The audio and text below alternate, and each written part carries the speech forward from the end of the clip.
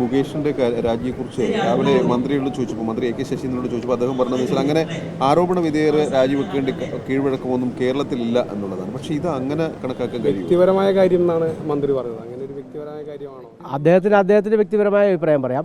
പക്ഷേ ഞാൻ എൻ്റെ വ്യക്തിപരമായ അഭിപ്രായം പറഞ്ഞു. നല്ല മാതൃക അതാണ്. തെളിയിക്കുമ്പോൾ തിരിച്ചു വരാമല്ലോ. അങ്ങനെ വന്നിട്ടുണ്ടല്ലോ. ഇതിനു മുമ്പും ഒരു വ്യാജമാണ് ഈ പരാതിയെങ്കിൽ ആ വ്യാജമായ പരാതി പരിശോധിക്കപ്പെടണം. വ്യാജമായതാണെങ്കിൽ അത്തരം ആളുകളെ പേരിൽ ഇന്നലെ വളരെ കൃത്യമായിട്ട് പൃഥ്വിരാജ് ഒരു മറുപടി കൊടുത്തു. പരാതി ഉന്നയിച്ചവർ വ്യാജമാണെങ്കിൽ അതും പരിശോധിക്കപ്പെടണം. പക്ഷേ ഏറ്റവും നല്ലതെന്താണ്? നമ്മൾ സമൂഹത്തിൽ നൽകുന്ന ഒരു സന്ദേശം എന്തായിരിക്കണം അല്ലേ? അതാണ് എൻ്റെ വ്യക്തിപരമായ അഭിപ്രായം. കേന്ദ്രമന്ത്രി സുരേഷ് ഗോപി മുകേഷിനെ പിന്തുണക്കുകയാണ് ഉണ്ടായിട്ടുള്ളത്. അത് സുരേഷ് ഗോപിയോട് ചോദിക്കണം, എന്നോട് ചോദിച്ചിട്ട് ഒരു കാര്യമില്ല. നിങ്ങളതാരും വാർത്തയാക്കിയില്ലല്ലോ. വളരെ ചെറിയൊരു വാർത്തയായില്ലോ അത്. ചർച്ചയായിരുന്നു അല്ലേ? അല്ല, അത് ഒരാളെ ഒരു രീതിയല്ലേ.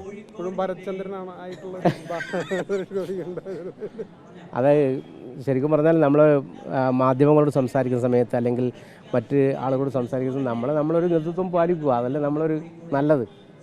അദ്ദേഹം നല്ല മനുഷ്യനാണ് സുരേഷ് ഗോപി.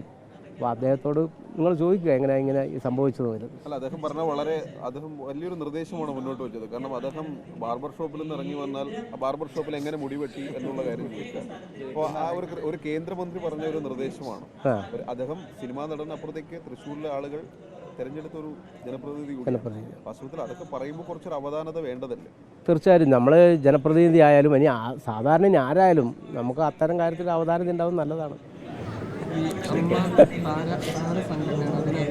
കുറച്ച് അംഗങ്ങളുണ്ടെങ്കിൽ വലിയൊരു പ്രാധാന്യം സമൂഹത്തിലുണ്ട്. അപ്പോൾ ഇനി അതിൻ്റെ നേതൃത്വം എങ്ങനെയാവണമെന്നാണ് പ്രതീക്ഷിക്കുന്നത്?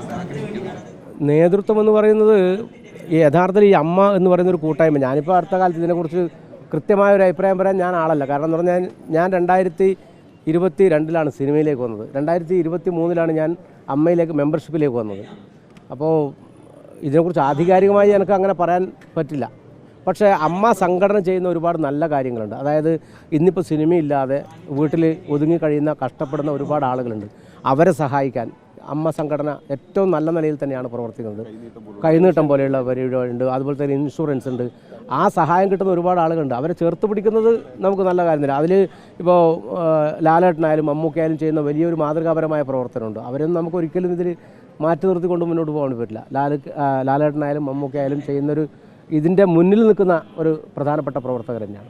അപ്പോൾ അത് നമുക്കൊരിക്കലും മറക്കാൻ വേണ്ടി പറ്റില്ല.